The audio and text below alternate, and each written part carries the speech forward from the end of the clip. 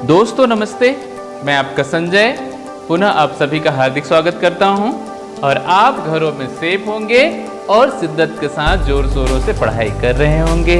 तो आप भी निश्चित तौर से यूपीएससी, चाहे पीएससी और व्यापम की जो परीक्षाएं हैं उनकी तैयारी कर रहे हैं। तो नियमित अभ्यास करें, नियमित प्रैक्टिस करें।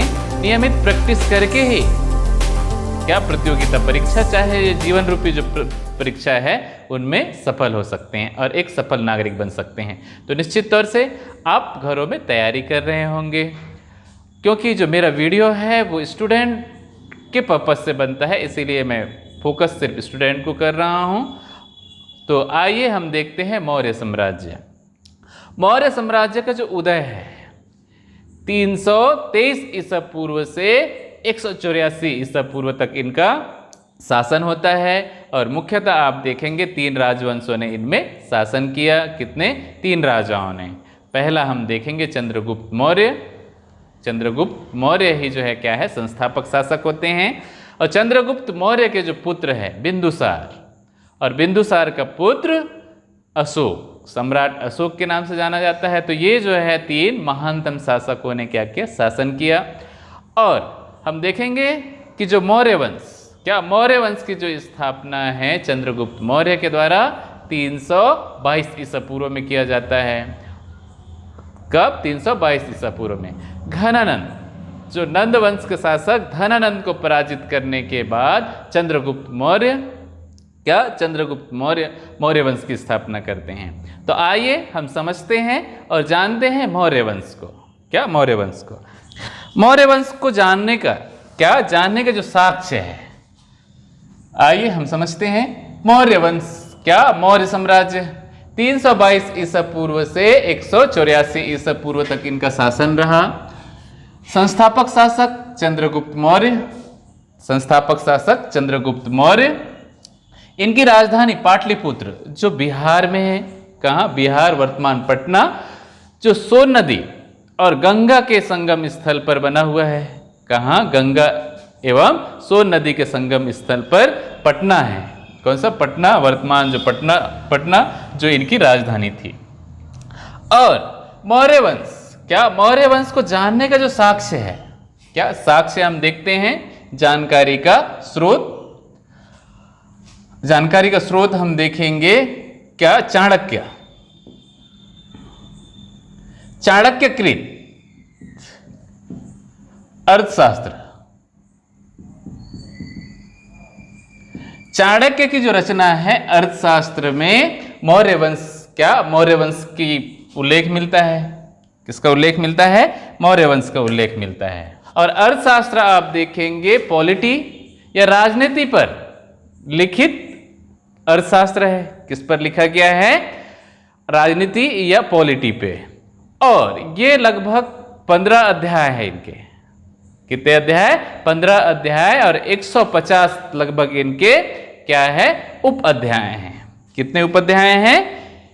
अध्याय आप देखेंगे 15 अध्याय और अर्थशास्त्र के 150 उप अध्याय और 6000 लगभग इनके क्या है, श्लोक मिलते हैं। अर्थशास्त्र के 6000 श्लोक, जिसमें पॉलिटी और राजनीति से संबंधित विषय चर्चा की गई है। आगे देखते हैं मेगास्थनीज। मेगास्थनीज कृत इंडिका। इंडिका नामक जो ग्रंथ है मेगास्थनीज के द्वारा जो लिखा गया इंडिका नामक ग्रंथ, क्या इंडिका नामक ग्रंथ में जो है मौर्य वंश की उल्लेख मिलता है। और आप देखेंगे क्या विशाख दत्त का मुद्रा राक्षस, विशाख दत्त का मुद्रा राक्षस।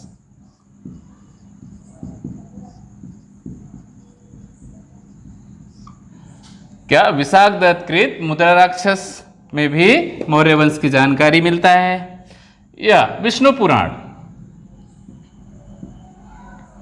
विष्णु पुराण,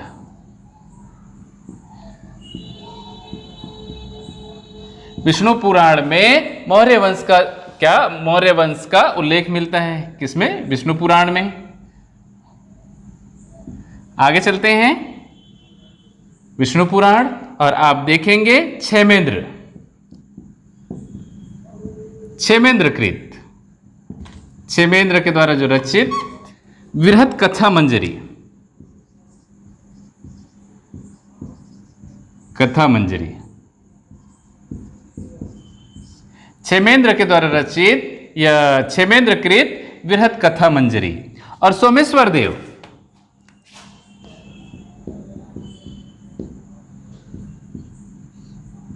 देवकृत कथा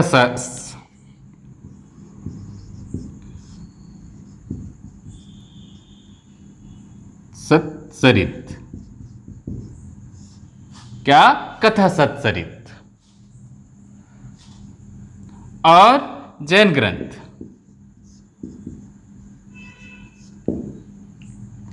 जैन ग्रंथ में भी आप देखेंगे हेमचंद्रकृत,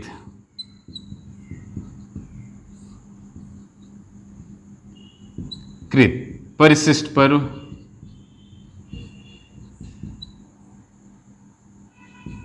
परिशिष्ट पर्व, क्या हेमचंद्रकृत परिशिष्ट पर्व में भी मौर्य वंश का उल्लेख मिलता है। बौद्ध ग्रंथ,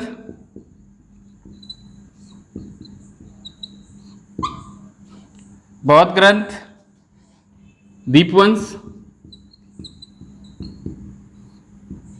दीपवंश, महावंश, दीपवंश, महावंश और दीपवदान में भी मौर्य वंश का उल्लेख मिलता है ना। जैन ग्रंथ भद्रबाहुकृत शूलसूत्र, यहां पे मैं लिख देता हूं भद्रबाहु कृत शूलसूत्र, क्या शूलसूत्र, जो आप देखेंगे 14 पर्वों में।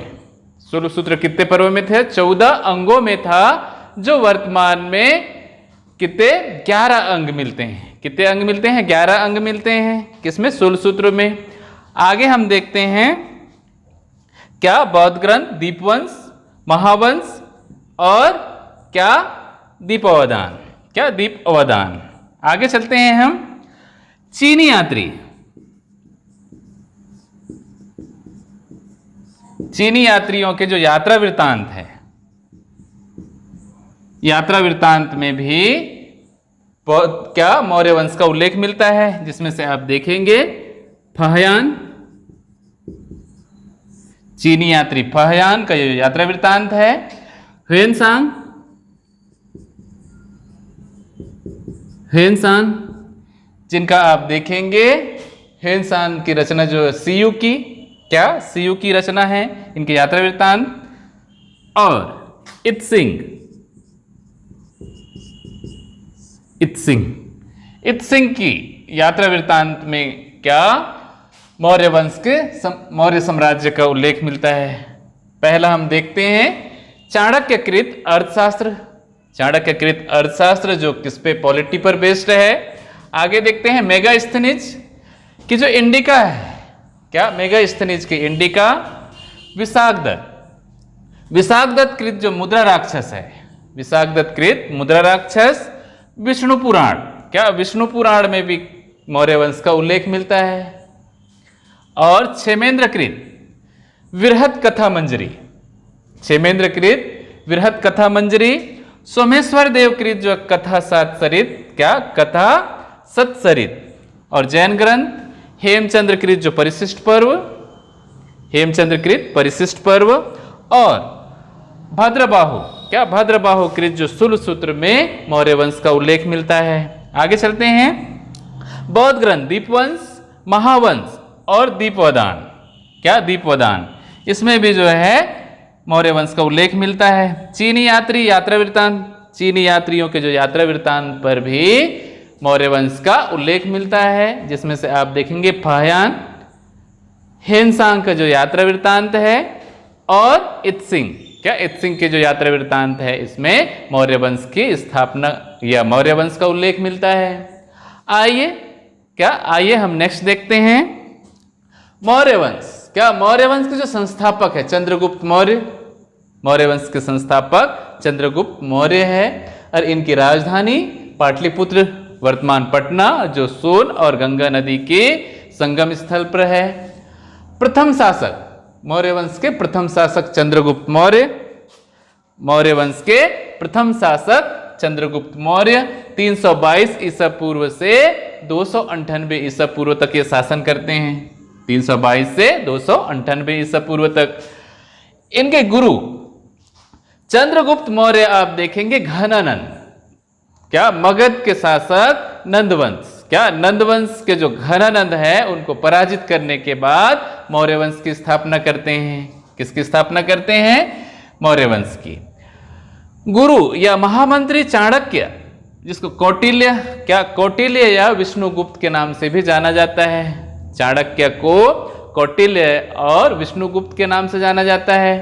और इनके सहायता पर धनानंद को पराजित करने के लिए चंद्रगुप्त मौर्य जो है क्या विंध्याचल के जो है पर्वत, क्या पर्वतक जो शासक है उनकी सहायता लेते हैं। किसकी सहायता लेते हैं? पर्वतक नामक जो शासक की सहायता लेते हैं। और इनके जो महामंत्री हैं कौटिल्य, क्या कौटिल्य की सहायता से चंद्रगुप्त मौर्य जो है मौर्य वंश की स्थापना करते हैं। इनके जाति के संबंध में, चंद्रगुप्त मौर्य की जो जाति के संबंध में या मौर्य की जाति के संबंध में क्या है, काफी विवाद है। अलग अलग जो इतिहासकार हैं उनमें मतभेद है। क्या है? मतभेद है। और ब्राह्मण ग्रंथ, क्या ब्राह्मण ग्रंथ में मौर्य को या चंद्रगुप्त को जो है शूद्र कहा गया। क्या ब्राह्मण ग्रंथ में शूद्र। लेकिन जो बौद्ध ग्रंथ, क्या बौद्ध ग्रंथ एवं जैन ग्रंथ, बौद्ध ग्रंथ एवं जैन ग्रंथ में मेरिया क्षत्रिय वंश, क्या मेरिया क्षत्रिय वंश बताया। कौन से वंश बताया? मेरिया क्षत्रिय वंश। और आप देखेंगे, क्या आप देखेंगे कि जो चंद्रगुप्त मौर्य है वो धनानंद के पुत्र कहा गया है। किसका पुत्र माना गया है? धनानंद का पुत्र। और मूर, जो धनानंद की पत्नी मूर से जो है चंद्रगुप्त मौर्य का जन्म हुआ था। और अपने पति या राजा से असंतुष्ट होकर जो मूर है, क्या मूर विंध्याचल पर्वत, क्या विंध्याचल पर्वत की श्रृंखला में चली जाती है। और वहीं पर जो है जो बालक है चंद्रगुप्त मौर्य, बालक की अवस्था में चाणक्य को मिल जाते हैं।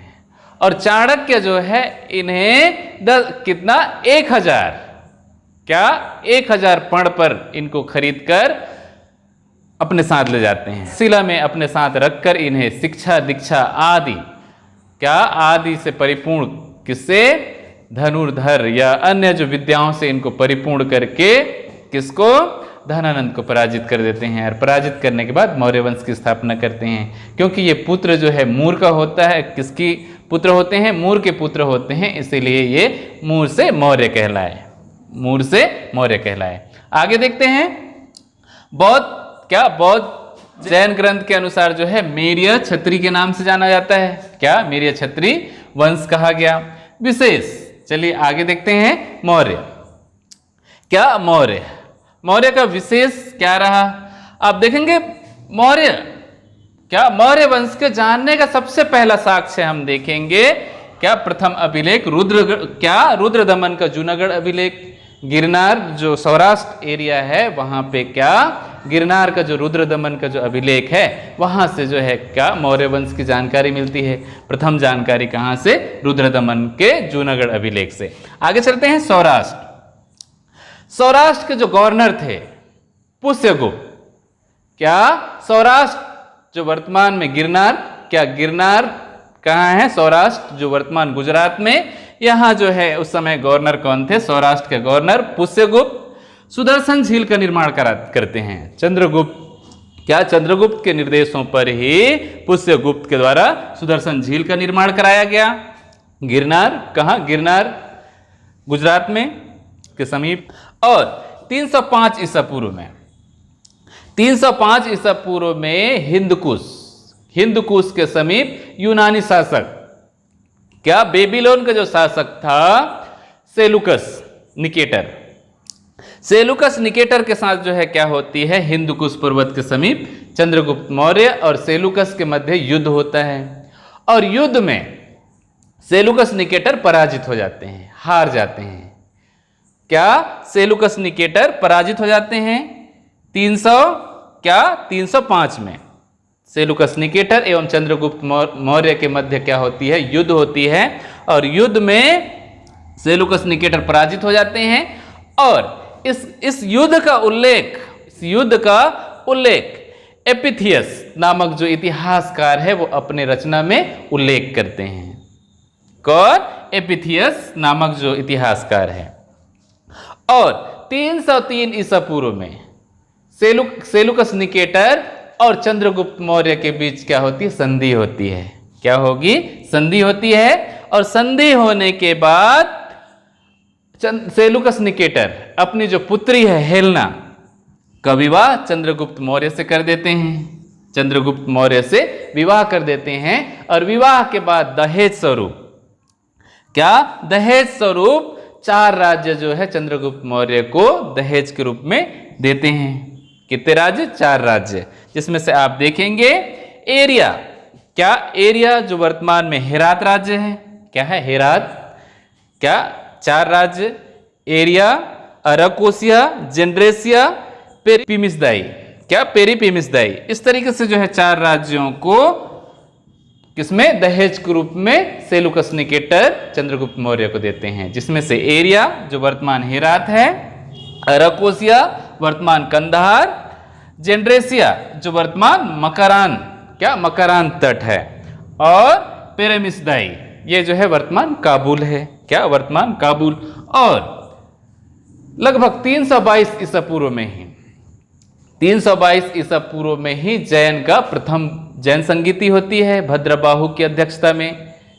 किसकी अध्यक्षता में? भद्रबाहु की अध्यक्षता में प्रथम जैन संगीति होती है। और भद्रबाहु के ही, क्या भद्रबाहु के से प्रभावित होकर चंद्रगुप्त मौर्य अपने जो जीवन के अंतिम समय में जैन धर्म अपना लेते हैं। कौन सा धर्म अपनाएंगे? जैन धर्म अपना लेते हैं। और जैन धर्म अपनाने के बाद ये तपस्या, क्या तपस्या करने के लिए लगभग कहाँ? चंद्रगिरी जो कर्नाटक है, यह जैन धर्म के प्रचार प्रसार के लिए कर्नाटक चले जाते हैं। और कर्नाटक के जो चंद्रगिरी श्रवणबेलगोला जो पर्वत शिखर है जहाँ पे तपस्या करते हैं और संलेखना पद्धति से ही या संलेखना विधि से ही अपना शरीर त्याग देते हैं। क्या कर देते हैं? शरीर त्याग देते हैं 298 ईसा पूर्व में।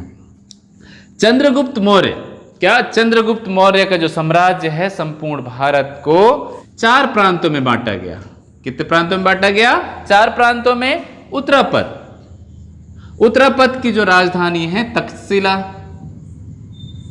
उत्तरापथ की जो राजधानी तक्षशिला, उत्तरापथ।